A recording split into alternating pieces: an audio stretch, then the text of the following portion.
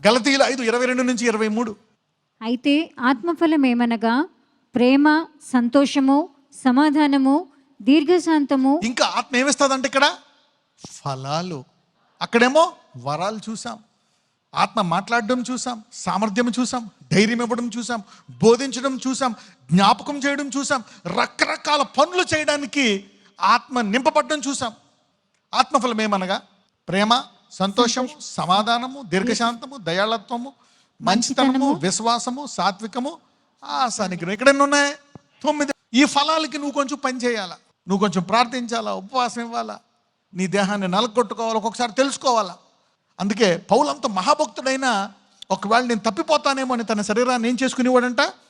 అప్పుడు ఏం చేశాడు? అయ్యో బాబోయ్, ఇది హెచ్చింపడుతున్నందుకు వచ్చిందా అని చెప్పి వెంటనే తగ్గించుకుంటాడు.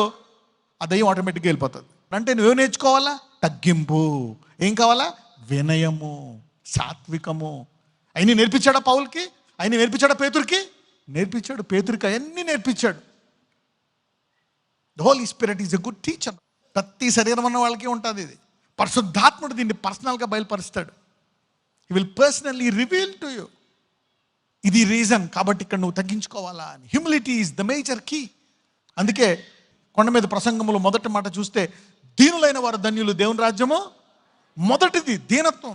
ఈ ఆశీర్వాదం మంచిదే. ఈ ఆశీర్వాదం వల్ల దీనత్వం దెబ్బతినే అవకాశం చాలా ఉంది. 2 కొరింథీయులు 3:17.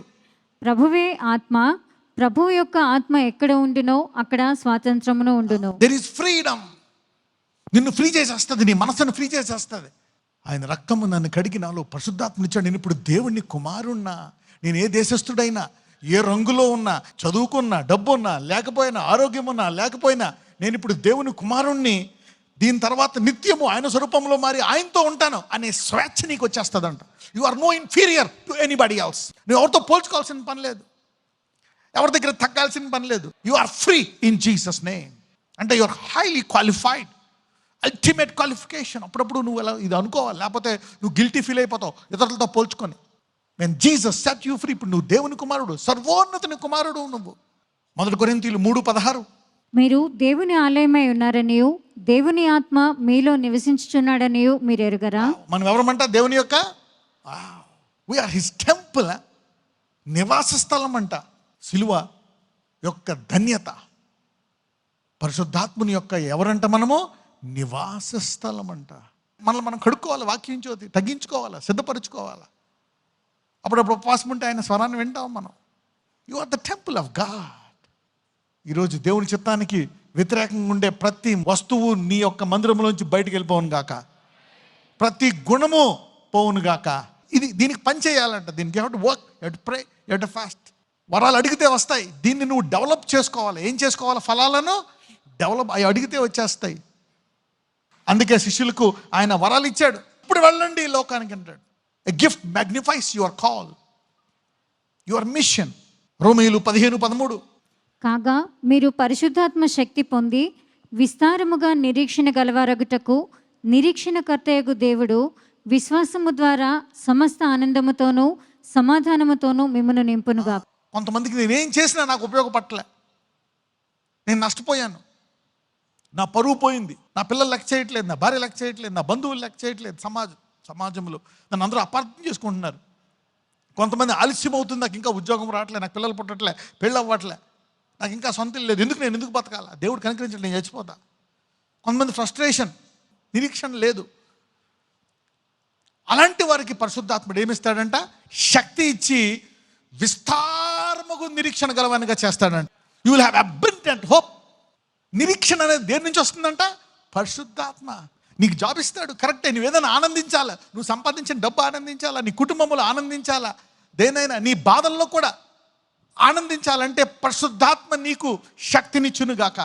You will have a purpose. అప్పుడప్పుడు అడగాలి, పరిశుద్ధాత్మ నాకు ఈ సమస్యలు నా వల్ల కాదు, నేను అనుకున్నది జరగట్లేదు, మిమ్మల్ని అందరినీ పరిశుద్ధాత్మ గురి వద్దకు వెళ్ళే వరకు శక్తితో నింపునుగాక, విస్తారమైన నిరీక్షణ అవునుగాక.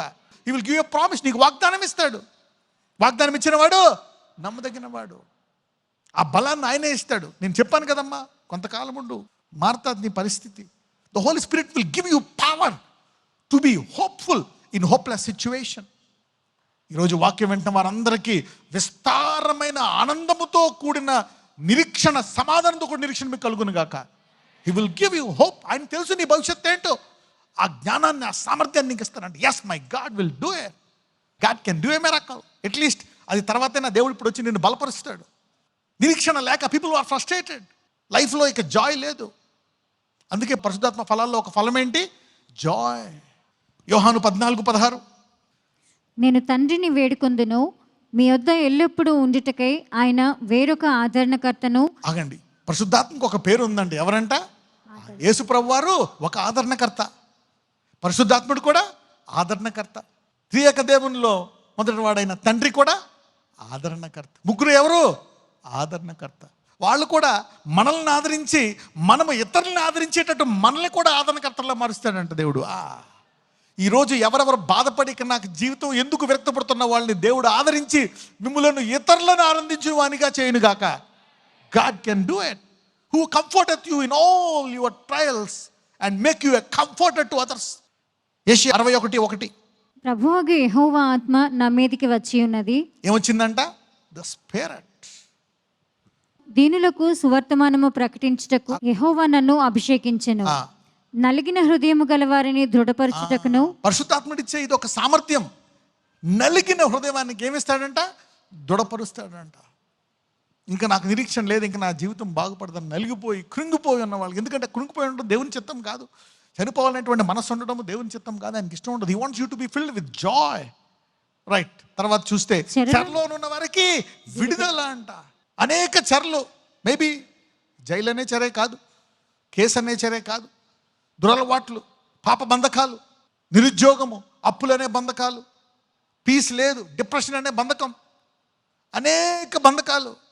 నేను ఎందుకు బతకాలి, నేను అన్నది నాకు ఎవరు లేరు, వాట్ ఈజ్ మై లైఫ్. చెరలో ఉన్న వారికి విడుదలను, బంధింపబడిన వారికి విముక్తి. సో పరిశుద్ధాత్ముడు ఏ సమస్యకైనా పరిష్కారం ఇస్తానంటున్నాడు. కేవలం ఆత్మ సంబంధమైన, శరీర సంబంధమైన ప్రతి విషయంలో ఇన్వాల్వ్ అవుతాడా? ఎవ్రీథింగ్. గలతీలు 6:6-8.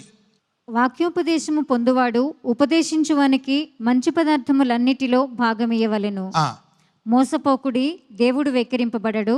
మనుషుడు ఏమి విత్తునో ఆ పంటనే కోయును. ఎలాగనగా తన శరీరేచ్ఛలను బట్టి విత్తువాడు తన శరీరమును బట్టి క్షయము అను పంట కోయును. ఆత్మను బట్టి విత్తువాడు ఆత్మ నుండి నిత్య జీవము అను పంట కోయును. అప్పుడప్పుడు స్పిరిట్లోకి ఏం చేయాలంట? విత్తాలంట. శరీర ఆహారం పెట్టి ఆ భూమిలోకి ఎలా విత్తుతాడో విశ్వాసులు కూడా ఆ వాక్యం ఎక్కడి నుంచి వస్తుందో అక్కడికి విత్తాల. ఎంతమందికి అర్థమవుతుందని చెప్పేది? You need to give in to the source. ఎందుకు? ఆ ఆత్మ అనే పంట కోసుకుంటావంట. అంటే ఈ భూమి మీద నిత్య జీవానికి వెళ్తావు, కానీ ఈ భూమి మీద పరిశుద్ధాత్ముడు నీకు అనేక రంగాల్లో ఉపయోగపడతాడంట.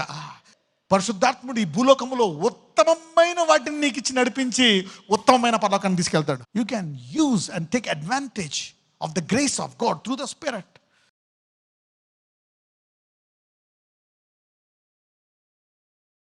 Lord Jesus heal your people. అయ్యా ఇదిగో వారు పశ్చాత్తాపపడి అయ్యా ఆ కాడి విరగ్గొట్టి అనేకులకు ఆదరణకర్తల్లాగా వారు కూడా మారాలంటే ఇదిగో ప్రభు వారికి మంచి ఆరోగ్యాన్ని దయచేయండి. HIV వ్యాధిని తీసివేయండి, ఆ TB వ్యాధిని, ఆ యొక్క గెడ్డలను, కణితులను తీసివేయండి. అయ్యా అద్భుత రీతిగా వారికి విద్యలనిచ్చి అనేక రంగాల్లో ఇంకా గొప్పగా వారిని ఆశీర్వదించమని నజరేయుడైన యేసు నామమున ప్రార్థిస్తున్నాము తండ్రి. ఆమేన్.